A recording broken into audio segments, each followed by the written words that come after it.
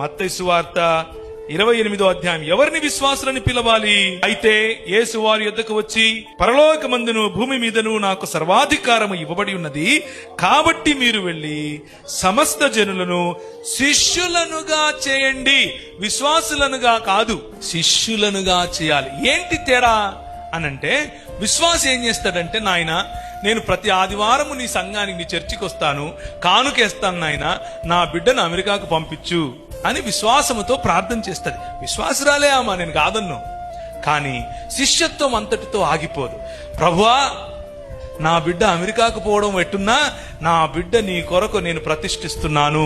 ఇదిగో నా జీవితం నీకోసం ప్రతిష్ఠిస్తున్నాను. ఆ పాదమస్తకం నీకోసం నేను పని చేస్తాను. నా డబ్బు నీదే. 10% ప్రభు నువ్వు అడిగింది కాదు, అంతా నీదే అనేవాడు శిష్యుడు. ఇదేందన్నా కొత్త క్రిస్తం చెప్తున్నావు నువ్వు? ఏం చేద్దామమ్మా, బైబిల్ అదే చెప్తాను. ప్రభువా, నేను కొత్త కారు కొనుక్కున్నాను, దీన్ని ఆశీర్వదించండి, అవసరమైనప్పుడు మీరు కూడా ఎక్కుదురు గాని అనేవాడు విశ్వాసి. ప్రభువా, ఈ కారు కొన్నాను, ఇచ్చింది నువ్వే, దీన్ని నీకోసమే వాడతాను అనేవాడు శిష్యుడు. చాలా సింపుల్ గా అర్థమవడం కోసం చెప్తున్నాను.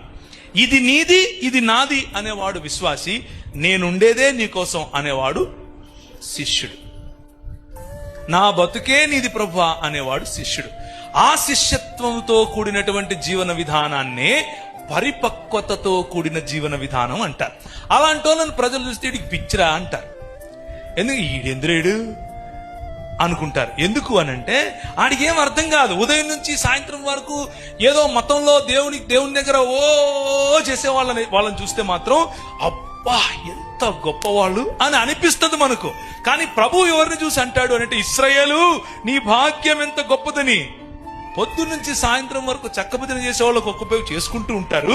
ఎందుకంటే వాళ్ళకి ఏదో కావాలి దేవుని దగ్గర నుంచి. నువ్వు నాకు అది ఇయ్యి, నువ్వు నాకు ఇది ఇయ్యి, నాకు ఇది ఇయ్యి, ఇది సరిపోయింది, ఇంకొకటి ఇది సరిపోయింది, ఇంకొకటి. ప్రభు అంటాడు, ఇస్తా. ఎంత ఇస్తానంటే నోట్లో పెట్టుకుంటే ముక్కులేక వస్తుంది అంటాడు.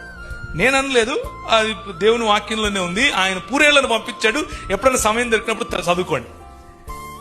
సో అలాంటి వాళ్ళు విశ్వాసులు లెక్క. కానీ క్రైస్తవులు శిష్యులుగా ఉండాలి.